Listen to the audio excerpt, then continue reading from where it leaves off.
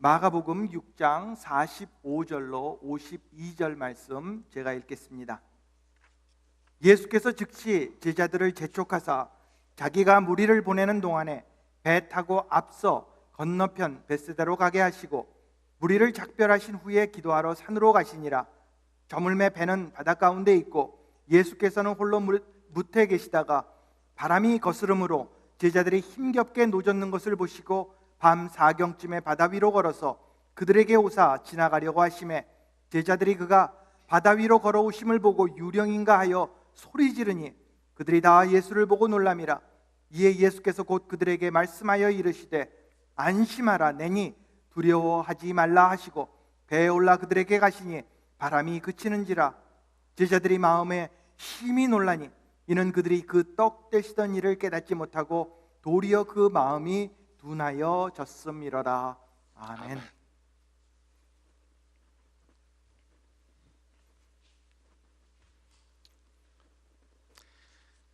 여러분, 오늘 교회에 오신 것을 다시 한번 환영합니다. 오늘 말씀 통해서 큰 은혜 받는 귀한 시간 되시길 바랍니다. 우리는 오늘부터 물 위로 걷는 믿음이라는 새로운 메시지 시리즈를 시작합니다. 이번 시리즈를 통해 우리는 풍랑 가운데서 예수님을 의지하는 믿음에 대해 생각해 보겠습니다. 그 첫 번째로 오늘은 물 위로 걷는 믿음에 대해 생각해 보겠습니다. 우리는 편한 삶을 살고자 합니다. 우리가 얼마나 편한 삶을 추구하는지 생각해 보셨습니까? TV 리모컨이 없어졌다고 생각해 보시기 바랍니다. TV 채널을 바꿀 때마다 TV로 가서 그 버튼을 눌러야 한다면 참 얼마나 불편하겠습니까? 또 인터넷이 안 된다고 생각해 보시기 바랍니다. 인터넷 속도가 조금만 늦어도 짜증을 내는데 인터넷이 안 되면 얼마나 불편하겠습니까? 저희 집 앞에 길 공사를 한 달 동안 해서 제가 자동차를 한 50m 떨어진 곳에 주차를 하고 걸어 다녀야 했습니다. 근데 걸어 다니려니까 얼마나 불편한지 모르겠습니다.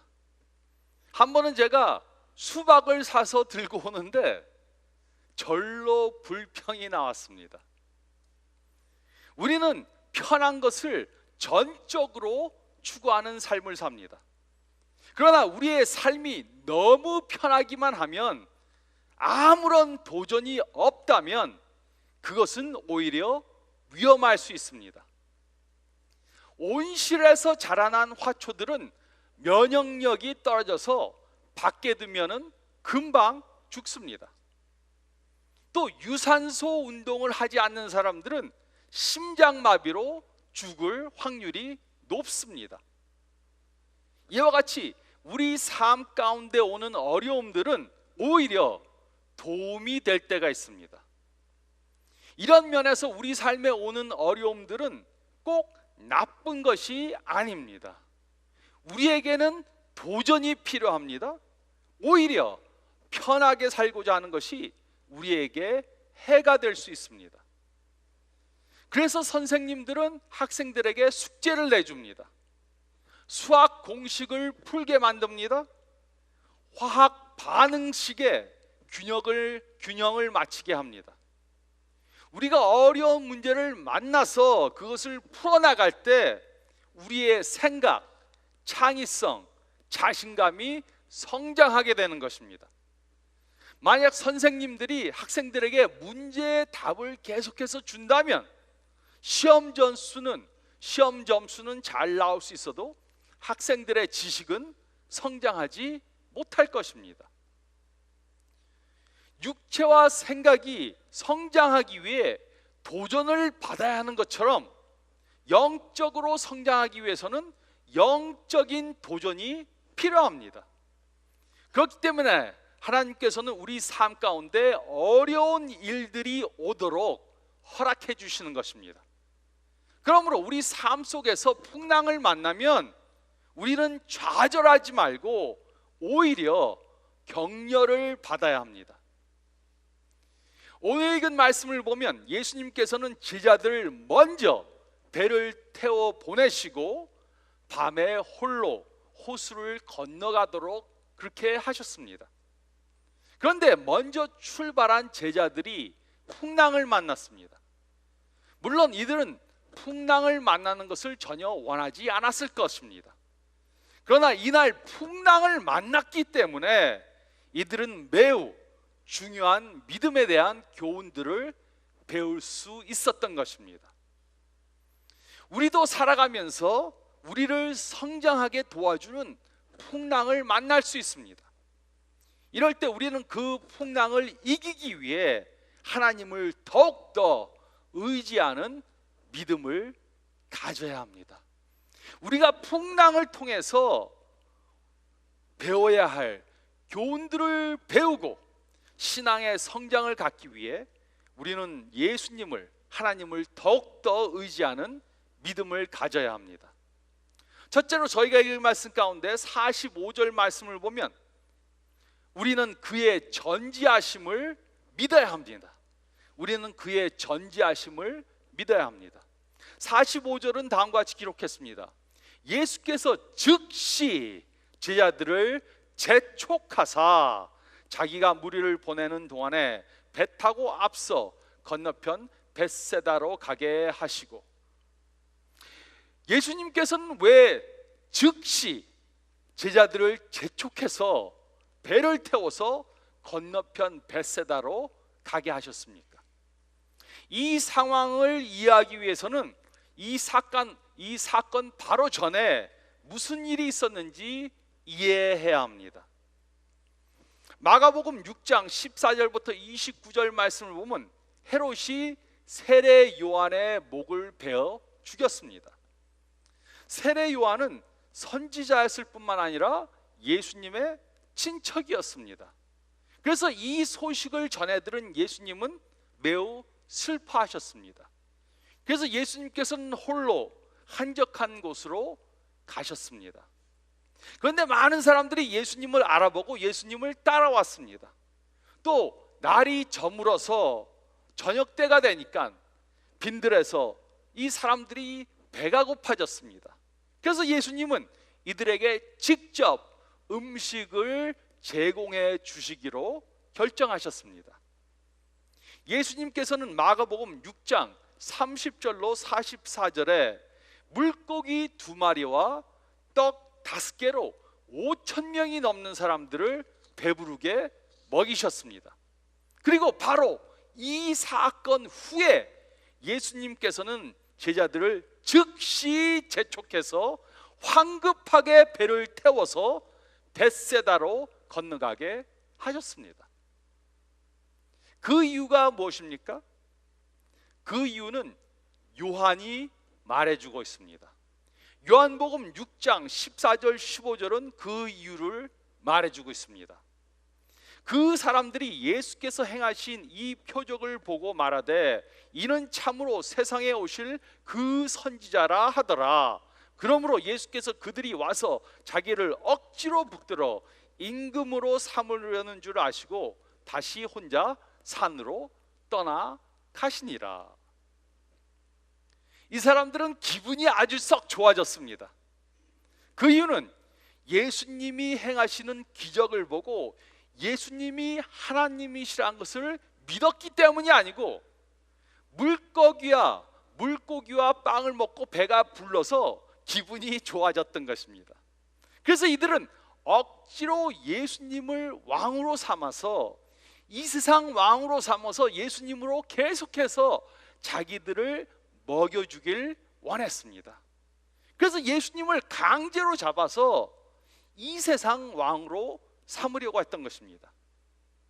그래서 예수님께서는 무리를 떠나 혼자 산으로 가셨고 제자들을 즉시 재촉해서 황급히 보내신 것입니다. 예수님께서는 제자들도 그 군중들에게 동요되어서 예수님을 왕으로 삼으려고 하는 것을 막기 위해 그들을 보내신 것입니다. 예수님께서는 제자들의 믿음이 연약한 것을 알았습니다.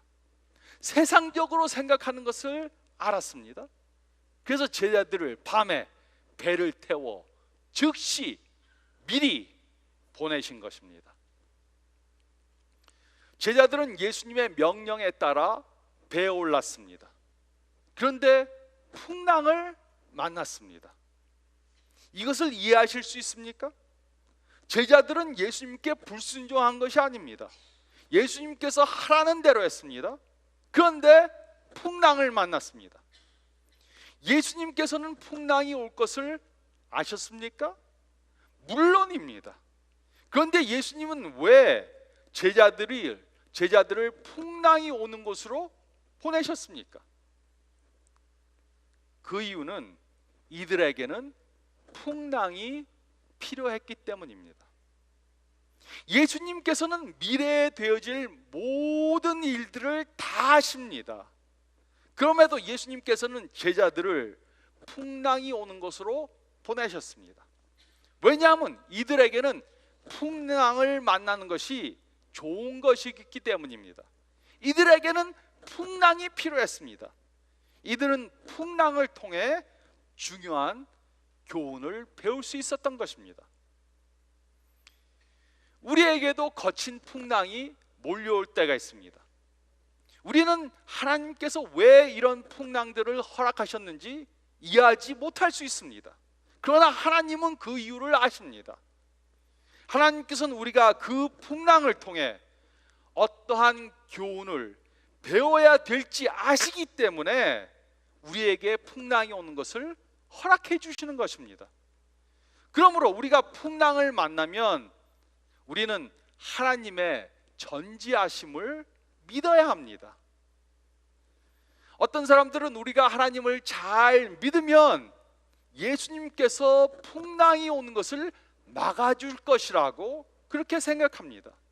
그러나 오늘 말씀을 비추어 보면 이렇게 믿는 것은 잘못된 생각입니다. 이렇게 잘못 믿고 있는 사람들이 풍랑을 만나면 당황합니다. 예수님의 명령을 따랐습니다. 큰 죄를 범한 것도 없습니다. 그런데 삶의 풍랑을 만났습니다. 중병에 걸렸습니다. 경제적으로 어려움을 당했습니다. 사고를 당했습니다. 자녀들이 잘못된 길로 갑니다. 그러면 당황합니다. 이해할 수 없습니다. 하나님이 나를 버리신 것인가? 성경을 보면 하나님께서는 우리들에게 어려움을 당하지 않는 풍랑이 없는 삶을 약속해 주시지 않았습니다. 우리가 예수님을 잘 믿으면 우리에게 아무 문제가 없을 것이다, 이렇게 말씀해 주시지 않았습니다. 우리를 향한 하나님의 목적은 우리가 부해지고 건강하고 문제없이 사는 것이 아닙니다. 하나님의 우리를 향한 목적은 우리들이 예수님의 형상을 닮아가는 것입니다. 그리고 이 목적을 이루시기 위해 어떤 때는 우리들에게 삶 가운데 풍랑이 오도록 허락해 주시는 것입니다. 하나님께서는 모든 것을 다 아십니다. 하나님께서는 우리에게 좋은 것이, 가장 좋은 것이 무엇인지 알고 계십니다. 그래서 우리에게 풍랑이 필요할 때는 우리에게 풍랑이 오는 것을 허락해 주시는 것입니다.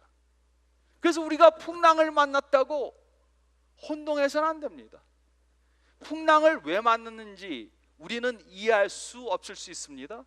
하지만 그 이유는 하나님께서 알고 계십니다. 우리가 풍랑을 만나면 우리는 그 풍랑을 이기기 위해 하나님의 전지하심을 믿어야 합니다. 하나님께서는 우리의 모든 것을 다 알고 계시고 이 풍랑이 우리에게 필요하기 때문에 우리는 그 이유를 이해하지 못해도 하나님은 아신다, 이것을 믿어야 하는 것입니다. 또 둘째로 46절로 50절 말씀을 보면 우리는 그의 임재하심을 믿어야 합니다.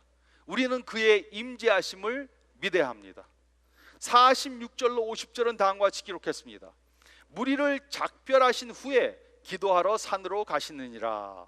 저물매 배는 바다 가운데 있고 예수께서는 홀로 무태 계시다가 바람이 거스름으로 제자들이 힘겹게 노젓는 것을 보시고 밤 사경쯤에 바다 위로 걸어서 그들에게 오사 지나가려고 하심에 제자들이 그가 바다 위로 걸어 오심을 보고 유령인가 하여 소리 지르니 그들이 다 예수를 보고 놀람이라.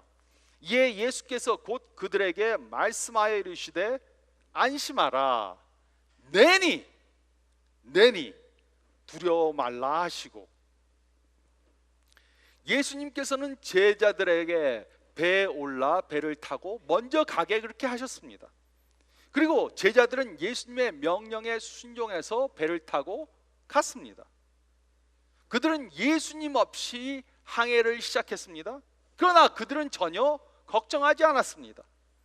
베드로와 또 다른 제자들은 어부들이었기 때문에 항해하는 것에 익숙해 있었습니다. 그런데 이번에는 상황이 틀렸습니다. 폭풍이 몰아쳐 왔습니다. 거센 바람이 불고 높은 파도가 몰아쳐 왔습니다. 그들은 더 이상 배를 조종할 수 없게 되었습니다. 그래서 죽을 거라고 생각하고 두려워졌습니다. 제자들이 파도와 싸우는 동안 예수님께서는 무엇을 하고 계셨습니까? 첫째로 예수님께서는 기도하셨습니다. 예수님께서는 자신과 그 제자들을 위해 기도하셨을 것입니다. 또 둘째로 예수님께서는 제자들을 보고 계셨습니다. 예수님께서는 제자들이 어떤 어려움을 당하는지 그 산 위에서 그 호수를 보시면서 제자들이 힘겹게 노젓고 있는 것을 보시고 계셨습니다. 또 셋째로 예수님께서는 제자들을 향해 물 위로 걸어 오셨습니다. 예수님께서는 결코 그들로부터 멀리 떨어져 계셨던 것이 절대로 아니었습니다. 제자들은 매우 지쳐 있었습니다. 죽을지 모른다는 두려움에 쌓여 있었습니다. 그런데 물 위로 무엇인가 자기들을 향해 걸어오는 것을 보았습니다. 가까이 올수록 사람의 형체를 가졌다는 것을 알아봤습니다. 한번 생각해 보시기 바랍니다. 이때 제자들에게 가장 필요한 사람은 바로 예수님이었습니다. 그런데 예수님이 지금 제자들을 향해 걸어오고 계셨습니다. 하지만 제자들은 이 예수님을 알아보지 못했습니다. 그것은 제자들의 마음속에는 두려움이 가득해서 그들은 믿음으로 예수님을 보지 않았기 때문입니다. 곁에 계신 예수님을 알아보기 위해서는 믿음의 눈이 필요합니다. 두려움의 눈으로 바라보면 예수님을 볼 수가 없습니다. 믿음으로 볼 때만 우리 옆에 항상 계신 예수님을 보게 되는 것입니다. 제자들이 예수님을 보지 못한 것은 예수님이 물 위로 걸어서 자신들에게 올 것을 기대하지 않았기 때문입니다. 그들이 믿음으로 예수님께서 저희들에게 올 것을 깨닫고 있었다면, 예측하고 있었다면 그들은 예수님을 금방 알아보았을 것입니다. 하지만 제자들은 예수님이 오실 것을 기대하지도 않고 예측하지도 않았기 때문에 예수님이 물 위로 걸어오시는 것을 보고 유령인가 해서, 도깨비인가 유령인가 해서 소리를 질렀습니다. 이들은 예수님을 보고 안심한 것이 아니고 오히려 두려워한 것입니다. 그때 예수님께서는 안심하라, 내니 두려워하지 말라고 말씀하셨습니다. 이곳에 사용된 내니라는 단어는 헬라어로 에고에미라는 단어입니다. 그리고 이 말은 매우 중요합니다.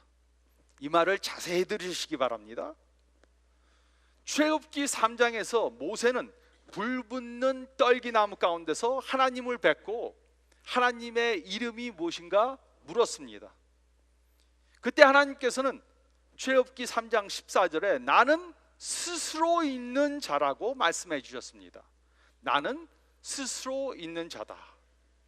나는 스스로 있는 자란 단어는 히브리어로 여호와이고 헬라어로 번역된 구약에는 에고 엠이라고 쓰여져 있습니다. 그러므로 물 위를 걸어오시면서 예수님께서는 내니라고 말씀하셨습니다. 그것은 바로 내가 여호와다 말씀하신 것입니다.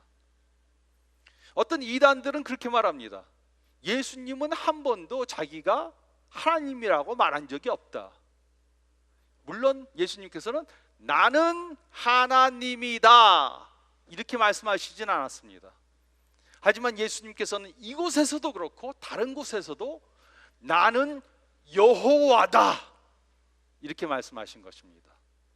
에고 에미 헬라어로는, 히브리어는 저호바, 여호와, 야훼 이렇게 말하시면서 예수님께서는 나는 여호와고 여호와 하나님이 너희와 함께함으로 두려워하지 말라 말씀하신 것입니다.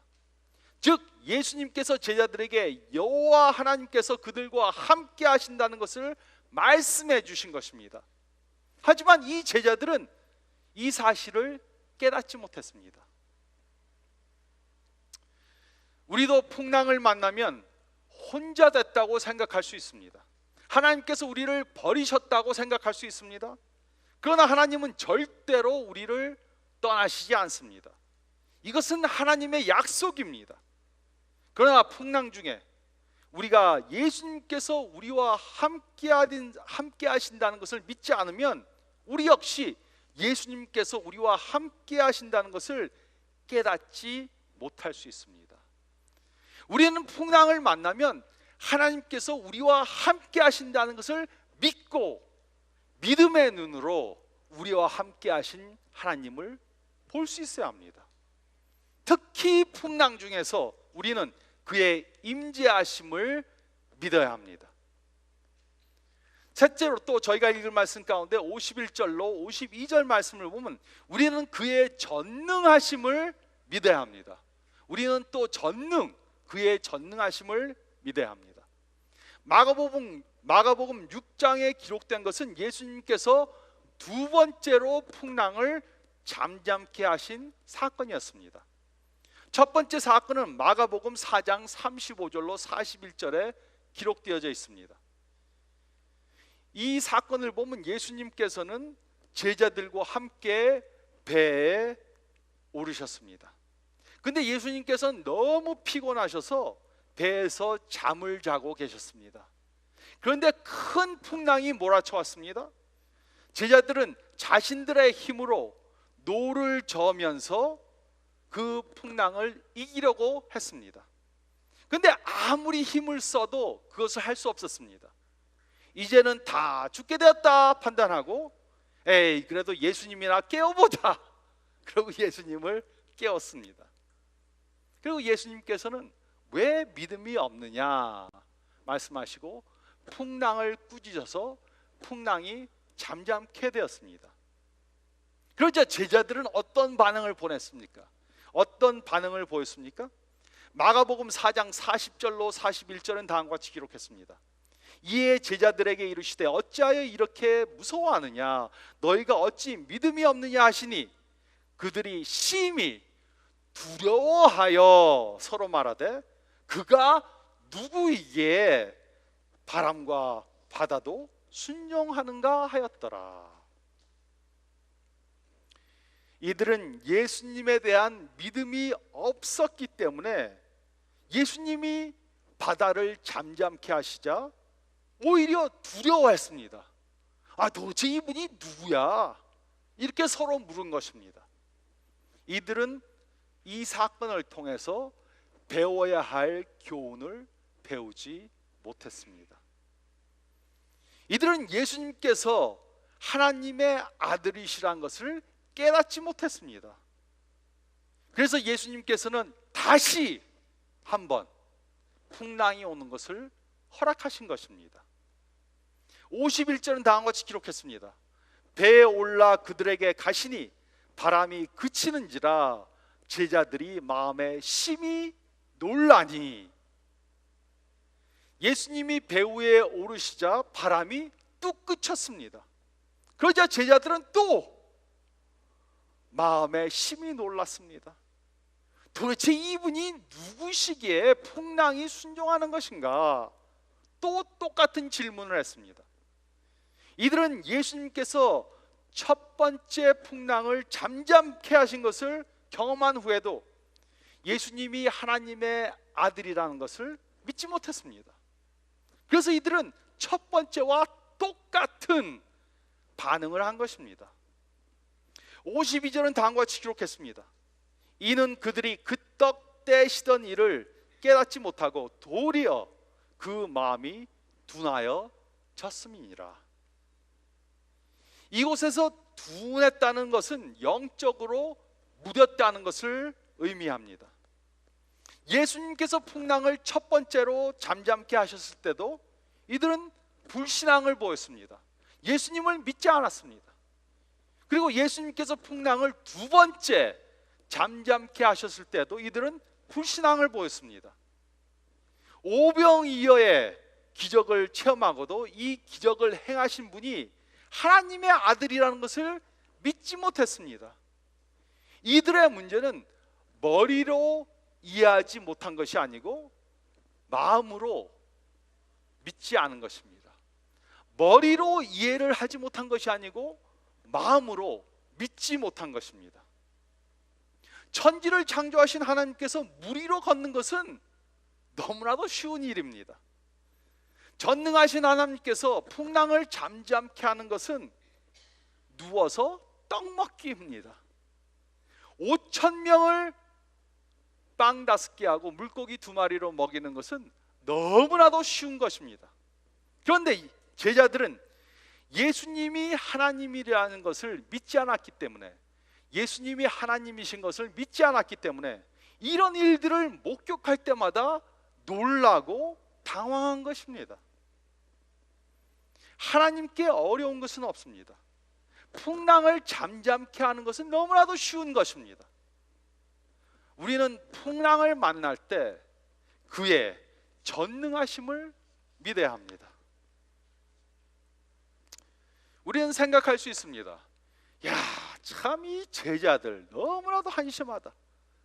첫 번째 풍랑을 잠잠케 해도 믿지 않고, 두 번째 풍랑을 잠잠케 해도 믿지 않고, 오병이어의 기적을 경험하고도 믿지 않고, 야, 이렇게 답답한 사람들이 있나? 예수님 얼마나 마음이 답답했겠습니까? 근데 저도 어느 정도는 조금은 그 마음을 이해할 수 있을 것 같아요. 예수님을 믿고 10년, 20년, 30년, 40년, 50년, 60년 이렇게 돼도 똑같습니다. 기도하는 것이 변하지가 않고, 예배 드리는 것이 변하지가 않고, 전도 지상명령이라고 믿어도 전도하지 않고, 배워야 할 그 중요한 것을 배우지 못하니까 하나님께서는 우리에게 똑같은 풍랑을 계속해서 주시는 것입니다. 좀 이번에는 배워라.